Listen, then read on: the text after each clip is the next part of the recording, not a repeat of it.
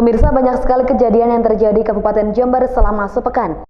Dan tim redaksi kami telah merangkumnya dalam Tajam Sepekan. Bersama saya Aprilia, berikut Tajam Sepekan selengkapnya.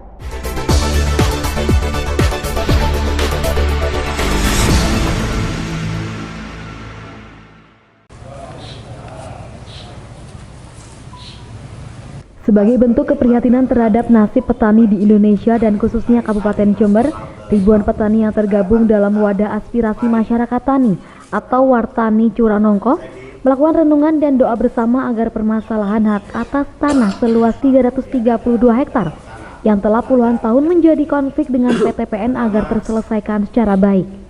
Mengingat masalah ini telah berjalan bertahun-tahun dan Wartani menuntut Bupati Jember segera bersinergi dengan rakyat dan menyelesaikan kasus tanah Curanongko dan segera mendistribusikan tanah seluas 332 hektar tersebut sepenuhnya untuk rakyat. Tak hanya itu, pemerintah daerah juga dituntut bisa mendorong pihak PTPN agar menyerahkan tanah sengketa tersebut untuk kemakmuran masyarakat, bukan untuk kesengsaraan rakyat. Ya, maknanya kita itu memberi semangat kepada bapak-bapak petani untuk tetap berjuang karena kita merasa perlu petani masih berjuang. Kemudian kami mohon pada bapak-bapak pejabat daerah, khususnya karena itu kapasitasnya sebagai pimpinan, tentunya ikut bertanggung jawab atas masalah-masalah rakyat, khususnya sekitar tanah yang ada di Curanongko. Nah, selain itu, pernyataan sikap kami tetap berkonsisten, permohonan kami tidak akan berubah agar tanah yang kami mohon itu seluas 332 hektar itu masuk dalam TORA, reforma agraria yang saat ini sedang diolah oleh pusat. Sementara itu, dari informasi di lapangan, kasus tanah Curanongko ini masuk dalam program prioritas penataan dan kepemilikan tanah objek reforma agraria atau TORA. Namun hingga hari ini masih belum terdistribusikan kepada masyarakat sesuai dengan program Nawacita Presiden Joko Widodo. Dalam renungan dan doa bersama ini juga turut serta muspika setempat dan perwakilan dari Polres serta TNI. Dari Tempurrejo, Yudis Adi, Jember 1 TV melaporkan. Ditanya soal bencana Gunung Agung di Pulau Bali yang meletus usai kunjungannya ke Universitas Jember, Menteri Sosial Hovifah Indar Parawangsa mengatakan bahwa logistik untuk bantuan kepada pengungsi saat ini masih aman dan terdistribusikan secara baik. Kementerian Sosial pun sudah berkomunikasi dengan Gubernur dan Bupati setempat untuk segera mengurusi logistik berupa beras sebanyak 200 ton dan diberikan kepada dapur umum yang dibuat oleh TNI dan Basarnas. Stok 200 ton beras tersebut dinilai sudah aman untuk logistik pemenuhan kebutuhan para pengungsi. Hovifah berharap agar para pengungsi bisa bersabar untuk ketersediaan logistik yang terkadang masih ada keterlambatan dalam pendistribusian, karena masih diakui kurangnya tenaga dan relawan. Supaya bisa dikeluarkan 200 ton cadangan beras pemerintah. Seandainya itu pun sudah terpakai, baru Menteri Sosial yang mengeluarkan cadangan beras pemerintah. Jadi pada posisi kecukupan beras insya Allah tidak ada masalah. Kemudian Tagana juga sudah digerakkan. Seluruh Tagana di Bali kita minta semua berbagi tugas. Tagana dari NTB kita juga minta berbagi tugas sehingga mereka sudah bisa menyiapkan semacam jadwal yang mereka bisa saling menjaga vitalitas para Tagana. Dari Jember, DKAJ Jember 1 TV melaporkan. Usai mengikuti rapat paripurna penyampaian nota pengantar 7 Raperda Inisiatif kemarin, Bupati Jember Dr. Faidah mengaku sulit untuk mencari pejabat definitif yang bisa tegak lurus sesuai dengan komitmen Bupati Jember. Sehingga beberapa organisasi perangkat daerah atau OPD terpaksa masih dijabat oleh seorang pelaksana tugas ataupun pelaksana harian. Menurutnya, status non-definitif bukanlah persoalan seperti halnya di kabupaten lain yang juga tetap bisa berjalan normal. Atas persoalan ini, Bupati Faidah juga mengaku sudah bertemu dengan Mendagri. Isinya saja yang belum terselesaikan dan nggak benar itu PLT PLH menghambat penyerapan, nggak benar. Dan saya perlu sampaikan, bukan mudah mencari pengisian pejabat yang benar-benar mau tegak lurus, bukan mudah. Oleh karenanya nggak harus bahwa ini orang-orang yang ada cukup untuk mengisi jabatan itu enggak. Maka kita perlu memunculkan ada potensi-potensi baru di bawah, dan itu memang perlu waktu. Diberitakan sebelumnya pembahasan kebijakan umum perubahan anggaran dan prioritas plafon anggaran sementara atau KUPA PPAS APBD 2017 sempat terhenti akibat terjadinya perbedaan pandangan antara eksekutif dengan legislatif terkait kewenangan kepala OPD yang masih berstatus PLT dan PLH. Setelah dikonsultasikan kepada Pemprov Jawa Timur, DPRD Jember disarankan untuk melanjutkan pembahasan PAPBD, tetapi dengan mencantumkan seluruh catatan badan anggaran yang akan menjadi bahan evaluasi gubernur. Sebab, sebagai perwakilan pemerintah pusat dalam proses evaluasi tersebut, gubernur memiliki kewenangan untuk mencoret anggaran yang dinilai tidak sesuai dengan aturan perundang-undangan. Dari Jember, DKAJ Jember 1 TV melaporkan. Sejumlah petani tembakau di Desa Balunglor, Kecamatan Balung mulai memanen daun tembakaunya lebih awal karena para petani cemas dengan adanya info meningkatnya aktivitas Gunung Agung di Pulau Bali dari status siaga hingga status awas. Petani mengaku jika daun tembakau tidak segera dipanen lebih cepat, maka dikhawatirkan terdapat erosi abu vulkanik dari letusan Gunung Agung yang bisa merusak tanaman tembakau mereka seperti beberapa waktu lalu saat terkena abu vulkanik dari Gunung Raung yang mengakibatkan anjloknya harga tembakau. Ya kalau merasa takut sih ada, Mas. Kenapa takut? Kenapa, Mas? Ya takutnya itu nyampe ke sini gitu abunya. Seperti tahun-tahun yang lalu itu, Mas. Mas, jika tanaman ini nggak segera dipanen, takut ini ya nantinya. Oh iya. Takut kerugian besar itu. Iya. Tembakau kan apa itu? Daunnya bisa ada bintik-bintik kuning gitu. Iya. Itu kalau nyampe gudang ya bisa busuk gitu. Bisa busuk. Gitu. Tapi kalau misalkan kena abu itu sulit memang dihilangkan. Oh sulit, Mas. Meski disemprot itu tetap abunya, tetap tidak bisa hilang gitu. Iya, lengket gitu. Dari Balung, Bambang Sugiarto, Jember 1 TV melaporkan. Terus meningkatnya aktivitas Gunung Agung di Pulau Bali, BPBD Kabupaten Jember menyiapkan 7 relawan. Di antaranya 5 personil utama dan 2 personil cadangan untuk membantu bila mana Gunung Agung meletus. Selain personil, anggota BPBD Jember juga telah menyiapkan peralatan dan kesiapan selama berada di sana, seperti matras, masker, sarung tangan, sepatu boot, jas hujan, senter, serta peralatan kedaruratan lainnya. Mengenai kapan tim relawan tersebut berangkat ke Bali, hal ini masih menunggu instruksi lanjutan dari pihak BPBD Pusat. Namun secara keseluruhan tim dari BPBD Jember telah siap. Menurut informasi yang kami dapat dari provinsi bahwa kita harus stay sekitar 5 orang dan 2 itu adalah cadangan. Saya siapkan karena ini perintahnya dari BNPB melalui BPBD provinsi, maka kami siapkan itu untuk mensupport teman-teman yang ada di Bali. Apa saja Pak mungkin yang dipersiapkan? Tentunya yang paling penting adalah personil, karena permintaan personil dalam rangka pertama untuk mendirikan tenda-tenda yang akan kita dirikan di Bali. Kemudian tentunya kami harus membekali teman-teman TRC kami. Di antaranya ada yang dari relawan dan ada yang tugas dari BPBD sendiri. Sementara itu di Kabupaten Jember sendiri seluruh persiapan lain juga telah dilakukan oleh BPBD bila nantinya juga berdampak bagi warga Jember. Salah satunya yaitu seperti masker karena abu vulkanik diprediksikan akan sampai ke Kabupaten Jember. Dari Jember, Yudis Adi, Jember 1 TV melaporkan. Tinggi swasta Sebesuki Raya, segenap pimpinan di lingkungan. Dengan maraknya konten radikalisme, berita hoax hingga saling hasut kini semakin marak, utamanya pada media sosial, yang mana penggunaan media sosial di Indonesia diduduki oleh para remaja hingga dewasa bahkan anak-anak. Untuk itu sangat penting pemahaman tentang kebangsaan dan memerangi paham radikalisme di lingkungan mahasiswa. Salah satunya yakni dengan kuliah kebangsaan di setiap kampus, dengan menanamkan kembali jiwa nasionalisme sehingga para mahasiswa tidak mudah termakan isu dan hasutan yang bertujuan untuk memecah persatuan dan kesatuan bangsa Indonesia. Kami bertekad Agenda siang ini adalah saya pertama masalah deklarasi anti radikalisme yang diselenggarakan oleh perguruan tinggi negeri dan swasta se-wilayah Besuki Raya.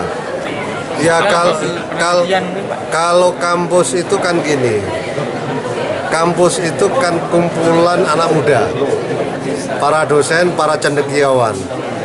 Karena ini adalah potensi akan terinfiltrasinya, dikikis dalam masalah ini. Ini yang harus kita bendung betul, harus kita jaga. Maka satu-satunya tulang punggung untuk Indonesia ke depan adalah mahasiswa. Oleh karena itu kami melakukan hal ini preventif, menjaga jangan sampai terjadi infiltrasi di kampus-kampus baik negeri maupun swasta di seluruh Indonesia. Dalam kegiatan ini, Menristek Dikti juga membacakan deklarasi bersama mahasiswa untuk memerangi radikalisme.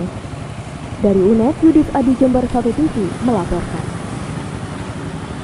Perguruan tinggi swasta se-Besuki Raya, segenap pimpinan di lingkungan Dengan sosialisasi kenegaraan di kampus-kampus membuat para mahasiswa juga diajak untuk peduli dan terlibat dalam menjaga keutuhan NKRI. Namun bisa sebaliknya, bila rasa nasionalisme tidak ditanamkan sejak dini, mahasiswa bisa menjadi sasaran oknum-oknum yang memecah belah NKRI. Untuk itu kegiatan seperti ini diharapkan diadakan secara kontinu dengan kemasan yang bervariasi, sehingga penanaman jiwa nasionalisme bisa dibentuk sejak dini dan mengakar pada jiwa masyarakat. Bagi kami yang cukup menarik dan ini merupakan respon sosial yang tinggi dari teman-teman Universitas Jember, karena memang kalau kita lihat dari kemarin itu kejadian-kejadian mengenai radikalisme dan terorisme ini cukup marak, khususnya di Indonesia sendiri. Jadi tadi Bapak Menristek Dikti itu menghimbau kepada kita agar tidak ikut terhadap ideologi-ideologi yang kemudian menghasilkan kegiatan-kegiatan dalam bentuk radikalis itu sendiri. Menurut saya sih bagus, soalnya kan sekarang itu banyak kayak yang teroris gitu, apalagi kan kayak PKI juga kan udah menyerang gitu. Apalagi itu kan yang jadi sasarannya itu kan mahasiswa, jadi itu harus ngasih ke mahasiswanya tuh pengetahuan tentang ini. Jadi itu menurut saya bagus. Dari Universitas Jember, Yudis Adi Jember 1 TV melaporkan. Meski DPRD Jember mengkritik keras penebangan pohon di Jalan Jawa yang disebut-sebut sebagai hutan kota, namun Wakil Bupati Jember Kiai Haji Abdul Mukit Arif menilai bahwa pemotongan pohon yang terjadi di Jalan Jawa Kelurahan Sumbersari akan lebih banyak berdampak ke hal positif. Menurutnya pohon tersebut menghambat jalannya pembangunan saluran air dan trotoar yang akan dilakukan oleh Dinas PU Bina Marga dan Sumber Daya Air. Sosok yang dulunya dikenal aktivis lingkungan itu mengatakan nantinya Pemkab akan menanam kembali, meski pohonnya tidak sebesar pohon yang telah ditebang. Namun saat diberitahu adanya informasi bahwa di bawah pohon ini yang dipotong ternyata tidak ada saluran air, Mukit mengaku masih belum melihat sejauh itu. Namun pihaknya tetap yakin bahwa pemotongan pohon itu akan bisa menyelesaikan permasalahan banjir yang setiap tahun melanda di sekitar jalan tersebut. Itu kalau, ya mohon maaf, bagi orang pesantren biasanya menggunakan kaidah itu darul mafasid muqaddamun ala jalbil masalih, ya. Menolak kerusakan itu harus didahulukan daripada mengambil manfaat. Jadi saya kira mungkin tidak usah dipanjang lagi. Jadi memang nampaknya tidak mungkin kita memperbaiki drainase yang ada itu tanpa menebang pohon, dan saya kira mungkin setelah itu nanti mungkin ada penanaman pohon yang lain. Dari Jember, DKAJ Jember TV melaporkan. Kepolisian Resor Jember beserta Dinas Kesehatan Jember melakukan pemeriksaan dan penggeledahan di Apotik 5 di Jalan Gajah Mada, Kecamatan Kaliwates. Petugas Narkoba Polres Jember dan petugas Dinas Kesehatan langsung memeriksa stok obat yang ada di apotik tersebut. Satu persatu obat diperiksa untuk mencari pil PCC atau obat keras lainnya yang akhir-akhir ini marak disalahgunakan. Mengingat beberapa waktu yang lalu tempat produksi obat ini telah ditemukan petugas di daerah Jawa Tengah, sehingga membuat jajaran kepolisian di daerah diinstruksikan melakukan sidak di seluruh toko obat. Kasat Narkoba Polres Jember AKP Sukari menjelaskan, Kegiatan ini sebagai bentuk pengawasan, penindakan, pencegahan, serta pemberantasan obat keras di Kabupaten Jember. Polres Jember bekerjasama dengan rekan dari Dinas Kesehatan ya, kita mengantisipasi beberapa informasi ya kejadian yang terjadi di jajaran kepolisian ya, salah satunya di Kendari itu adalah maraknya terjadinya BCC, dan beberapa minggu yang lalu ternyata diketemukan ya, produksinya ditemukan ya. Dari beberapa pengecekan kami dari mulai kemarin sampai dengan saat ini kita belum menemukan ya, belum menemukan peredaran BCC itu di Kabupaten Jember. Nah, tentunya ini juga kita harapkan peran serta rekan-rekan dan masyarakat apabila mendengar ada peredaran ini segera memberitahukan kami ya. Kami dalam ini bisa kepolisian, dinas kesehatan, sehingga upaya hukum untuk pencegahan dan penindakannya secara tepat dan benar. Sementara itu, menurut Kasih Farmasi Dinas Kesehatan Kabupaten Jember Wijayaningsih, dalam sidak ini tidak ditemukan pil PCC dan obat keras lainnya. Namun di beberapa apotek ditemukan obat yang telah kadaluarsa atau habis masa edarnya, sehingga harus ditarik dan pihak toko akan dilakukan tindakan lebih lanjut. Sampai sekarang sesuai dengan apa yang telah dikatakan oleh Kasat Narkoba ya, kita tidak menemukan peredaran sama sekali untuk PCC. Tapi bagaimanapun juga kita sebagai pembina dari apotek, kita tetap melaksanakan tugas kita. Masih ada yang ditemukan yaitu obat-obat yang kadaluarsa. Dengan adanya barang-barang kadaluarsa, tetap kita akan tindak lanjuti oleh Polres di Jember. Saya kira itu aja yang kita temukan. Dari Gajah Mada Jember, Yudis Adi, Jember 1 TV melaporkan. Pak Buma KBM Ekoturism Perhutani Divisi Regional Jawa Timur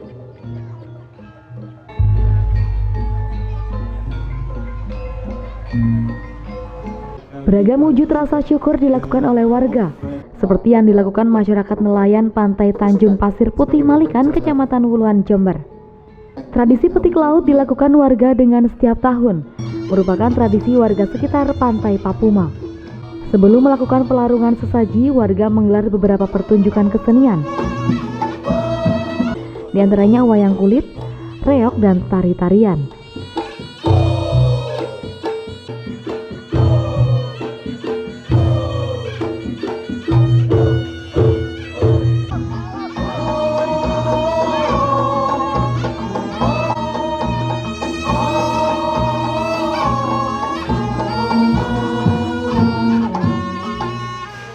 Dalam petik laut ini, warga menyediakan sesaji yang nantinya akan dilarungkan ke laut lepas. Aneka sesaji berupa hasil bumi, jajanan hingga kepala kambing turut disiapkan sebagai simbol persembahan. Sebelum dilarungkan ke laut, sesaji terlebih dahulu diarak keliling lokasi wisata Papuma yang kemudian dibawa ke salah satu tempat yang bernama Sri Wulan untuk dilakukan ritual doa-doa.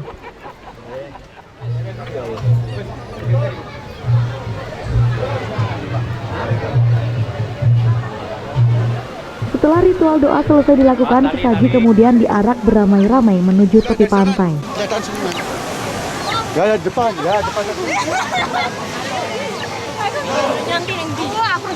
Tepat di tepi pantai yang dilakukan ritual terakhir oleh sesepuh setempat, yang kemudian sesaji ini dilarungkan ke tengah laut oleh para nelayan.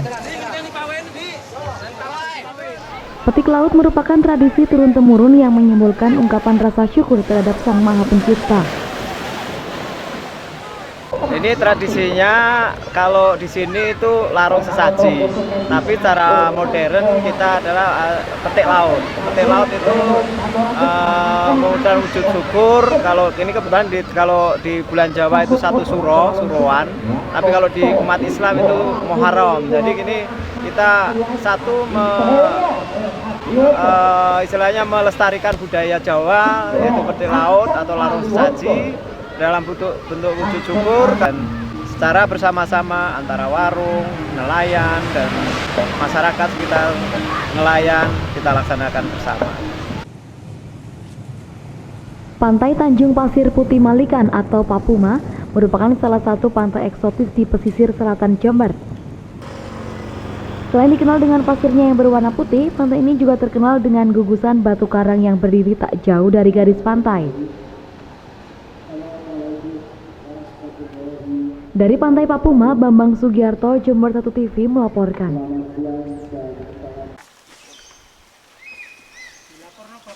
Petugas perhutani BKPH Wuluhan bekerja sama dengan TNI, Polri, dan Satpol PP setempat melakukan operasi tambang emas yang ada di kawasan hutan RPH Glundengan.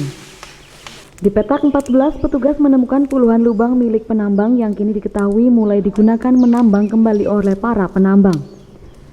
Petugas langsung membongkar paksa galian tersebut dan juga membakar lapak atau tenda milik penambang yang ada di lokasi. Menurut Sutiono, Asper Perhutani BKPH Wuluhan, operasi kali ini dalam rangka menjaga ekosistem alam yang ada di kawasan hutan. Kedepan kegiatan operasi akan terus dilakukan secara rutin. Ini terkait adanya tambang ilegal yang diduga ada emas, jadi kami sendiri belum bisa membuktikan bahwa itu ada emasnya apa enggak. Tapi kenyataannya ini sudah mengakibatkan kerusakan lingkungan, jadi perlu kita tindak lanjuti dengan cara ya begini, operasi yang berkelanjutan, tidak bosan-bosan kita mengadakan operasi ya penutupan lubang-lubang itu, termasuk kita rusak apa yang menjadi sarana dia untuk melaksanakan penggalian di sini. Ini yang paling parah di petak berapa? Ini di petak 14. Dari Wuluhan, Bambang Sugiarto, Jember 1 TV melaporkan.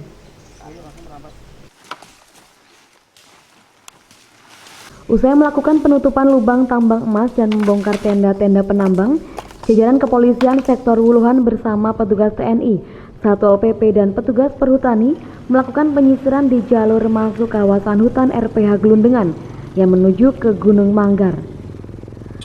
Lokasi jalur yang dilintasi petugas saat ini diduga sering dijadikan aktivitas keluar masuk para penambang yang membawa material tanah dari Gunung Manggar yang diduga mempunyai kandungan emas.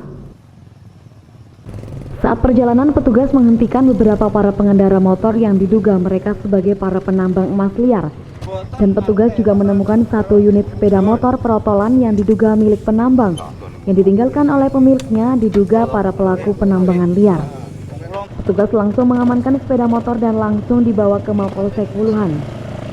Kegiatan pagi ini kita bersama-sama melakukan penertiban tambang emas liar yang ada di wilayah Gunung Manggar, wilayah RPH atau Perhutani Glundengan. Ini kita melakukan penertiban bersama Perhutani, bersama TNI kita, Koramil. Kita menelusuri jalan yang digunakan untuk jalan pengliar itu. Kita menjumpai pengendara sepeda motor yang diduga juga pelaku juga. Akhirnya dia kabur, lari, kita amankan sepeda motornya, kita bawa ke kantor. Dari Wuluhan, Bambang Sugiarto, Jember 1 TV melaporkan. Merosotnya harga cabai seakan menjadi fenomena tahunan. Ditingkatkan petani, harga cabai hanya di kisaran Rp3.000 hingga Rp5.000 per kilogram. Anggota Komisi B yang juga petani cabai Imam Suyuti menyarankan, jika untuk mengatasi kerugian petani cabai sebaiknya menanam pada bulan Oktober dan November, karena pada bulan-bulan tersebut biasanya cuaca sangat mendukung. Karena cabai sangat tergantung dengan cuaca untuk menghasilkan cabai yang bagus. Kalau teman-teman petani tidak bisa mengantisipasi kerugian ini, mestinya segera tanam bulan ini, bulan 11, bulan 10, 11 untuk mengembalikan kerugian teman-teman yang sementara ini tanam cabai di semua. Karena di tanam bulan 11 dan bulan 10 itu akan ada cuaca ekstrim itu di bulan 12, bulan 1, cuaca hujan tinggi. Dan itu akan mengakibatkan harga cabai akan mahal di tingkatan pasar nanti ketika di bulan 12, 1, 2, dan 3 sampai 4. Imam pun berharap jika harga cabai bisa kembali normal agar petani cabai tidak mengalami kerugian lagi. Dari Jember, DKAG Jember 1 TV melaporkan. Memasuki bulan Suro, berbagai tradisi unik terus dilakukan oleh masyarakat di tanah air. Di Kecamatan Jinggawa, Jember, warga Dusun Tegal Gayam, Desa Kemuning Sari, menggelar tradisi ruatan desa, yang mana tradisi tersebut merupakan salah satu tradisi rutin setiap bulan Suro yang dilakukan oleh warga sekitar. Hal itu dilakukan agar lingkungan atau desa setempat diberi keselamatan dan dijauhkan dari mara bahaya. Secara historis, mayoritas warga dusun Tegal Gayam ini berasal dari Bojonegoro, sehingga acara ritual ruatan desa yang dilakukan penuh dengan nuansa Jawa kuno.